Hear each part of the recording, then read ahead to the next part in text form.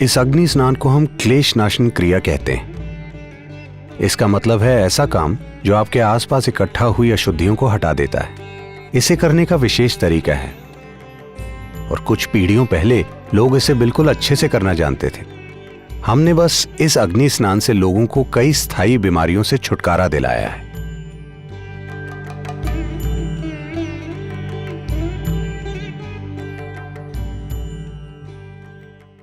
సాధారణంగా మన ఇళ్లలో జనరలీ దిష్టి is a very big thing. దిష్టి తెలుసు కదా. Initially I use to think this is one చాదస్తం, my mom just wants to do something, okay do it అనేవాడిని. But later when I started having this some accident at the shoot or something, it kept on happening, and particularly I had this back-to-back hits and then I had this back-to-back accidents also, and then without me realizing I started believing it. Suddenly I've started reminding my mom, amma dishti eltunana. So ఈ దిష్టి అనే concept రకరకాల మంది రకరకాలుగా చెప్తారు. People say some energy అంటారు, ఇంకోటి అంటారు, but it is a very house hold thing. It's a very popular belief. దీని మీద మీ అభిప్రాయం ఏంటి? ఇది ఉందా లేదా?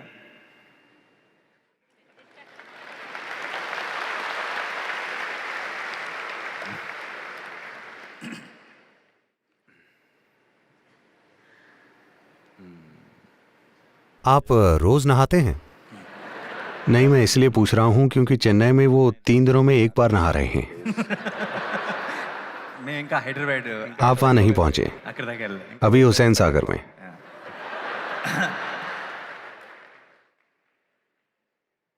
तो कल शाम मैं कुछ प्रतिष्ठित लोगों के एक ग्रुप से बात कर रहा था। एक सरकारी अफसर ने कहा ये सभी अमीर लोग हर रोज नहा सकते हैं। मैंने पूछा आप कहां से हैं? दक्षिण भारत में हम नहाए बिना घर से बाहर कदम नहीं रखते, चाहे जो भी हो जाए, चाहे हम पानी न पिए, लेकिन हम पहले नहाएंगे। तो ये नई संस्कृति मत शुरू कीजिए कि इतने दिनों में नहाइए, और शुक्र है आज शुक्रवार है।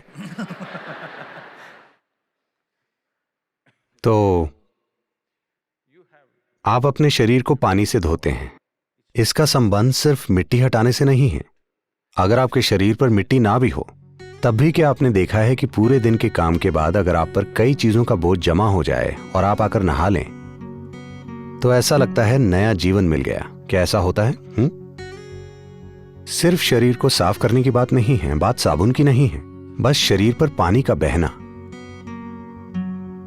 आप जाकर नदी में डुबकी लगाइए, वहां 10 मिनट रुकिए और बाहर आकर देखिए, ऐसा महसूस होगा जैसे आपका नया जन्म हुआ है। क्योंकि आपको समझने की जरूरत है कि यह शरीर बुनियादी रूप से 5 तत्वों से बना है: पृथ्वी, पानी, अग्नि, हवा और आकाश।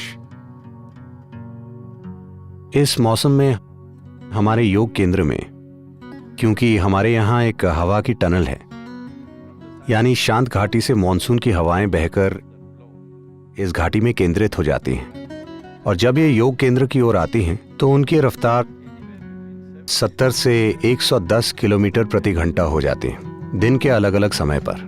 तो इस समय हमारे सभी लोग साधना करते हैं, वो हवाओं में इस तरह खड़े हो जाते हैं, क्योंकि ये वायु स्नान है।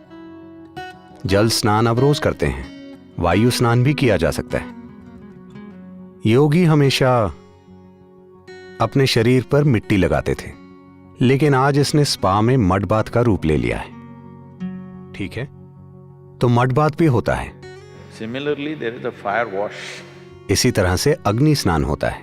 इस अग्नि स्नान को हम क्लेश नाशन क्रिया कहते हैं। इसका मतलब एक काम जो आपके आसपास इकट्ठा हुई अशुद्धियों को हटा देता है, क्योंकि आपका शरीर बस यहीं खत्म नहीं होता, ये इससे आगे मौजूद है। क्या आपने इस पर ध्यान दिया है? शायद महिलाएं इस बारे में पुरुषों से ज्यादा संवेदनशील हैं कि किसी को आपको छूने की जरूरत नहीं है। अगर कोई कुछ ज्यादा पास आ जाता है, ये कोई मानसिक चीज नहीं है, वो एक अलग बात है। मानसिक और भावनात्मक पहलू होते हैं, उन्हें छोड़ दीजिए। अगर कोई ज्यादा पास आ जाता है तो वहीं एक भावना पैदा होती है। आप जान जाते हैं कि आपको कुछ दूरी चाहिए। उन्होंने आपको छुआ नहीं है, बस ऐसे करने से ही कुछ परेशानी होती है ना?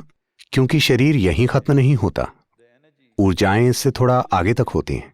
इससे कितना आगे हैं, ये इस पर निर्भर करता है कि आपकी जीवन ऊर्जा कितनी उल्लासित है। अगर आपकी जीवन ऊर्जा वाकई उल्लासित है तो आप ये पूरा हॉल उससे भर सकते हैं, वरना ये कम से कम थोड़ा आगे तक होती हैं। ज्यादातर लोगों के लिए ये शरीर से 3 से 9 इंच तक बाहर हो सकती हैं। तो जैसे जैसे आपके शरीर पर अशुद्धियां इकट्ठी हो जाती हैं, अगर आप बाहर जाएं, मोटरसाइकिल चलाने पर आप देखेंगे, मैं जब भी मोटरसाइकिल चलाता हूं तब थोड़ा जवान हो जाता हूं, क्योंकि अगर मैं 4-5 घंटे चलाकर वापस आता हूं तो लोग कहते हैं, सदगुरु आपकी दाढ़ी काली हो गई है, काला कार्बन लग जाता है। Pollution.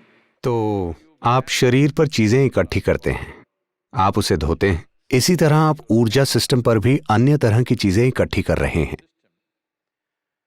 अगर आप इसे पानी से धोएं तो कुछ अशुद्धियां चली जाएंगी, अगर आप हवा से धोएं तो कुछ अन्य चीजें चली जाएंगी, लेकिन हवा हमेशा वैसे उपलब्ध नहीं होती।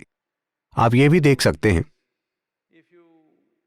लेकिन इन दिनों ये पंखे एक खास रफ्तार से चलते हैं, पर अगर आपके पंखे सही रफ्तार पर चलें और आप उनके नीचे बस कुछ समय बैठें, आप देखेंगे कि आपके अंदर कुछ ऊंचा उठ जाता है। क्या आपने ये देखा है? थोड़ा सा वायु स्नान। इसी तरह से एक अग्नि स्नान होता है जिसे आप दृष्टि कह रहे हैं। क्या यह हमेशा दूसरे लोगों के देखने से होता है या नहीं होता, इस पर प्रश्न उठ सकते हैं, लेकिन आपके आसपास के जीवन का आपके ऊर्जा सिस्टम पर जरूर प्रभाव पड़ता है। अगर आप में एक आध्यात्मिक प्रक्रिया है, मतलब आप कोई क्रिया कर रहे हैं या कोई ध्यान की प्रक्रिया कर रहे हैं, तो आपको इन चीजों की जरूरत नहीं है, क्योंकि आप जानते हैं कि खुद को अंदर से कैसे धोना है। अगर आप वो नहीं जानते तो ये चीजें महत्वपूर्ण हो जाती। मुझे आपको ये बताना चाहिए कि इसे करने का एक तरीका है जो कुछ पीढ़ियों पहले लोग अच्छे से जानते थे, लेकिन आज मैं देख रहा हूं कि वो बस कुछ जलाकर ऐसा ऐसा करते हैं। अगर आप योग केंद्र में आए तो हम वैज्ञानिक तरीके से क्लेशनाशन क्रिया करते हैं, जैसे उसे किया जाना चाहिए।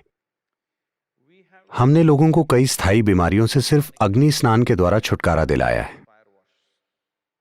एक चौंकाने वाली बात जो हमें कुछ समय पहले ही पता चली है, वो ये है कि ADHD यानी सीखने की परेशानी से पीड़ित कई बच्चों में अग्नि स्नान के 6 से 8 हफ्तों के बाद जबरदस्त बदलाव आया है।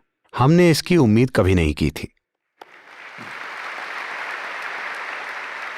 तो आपकी माता ने जाने या अनजाने में आपको अग्नि स्नान देते हुए शायद आपकी सीखने की क्षमता कुछ बढ़ा दी हो। मैं उन्हें नमन करता हूं कि उन्होंने अग्नि स्नान किया। Same. Yeah.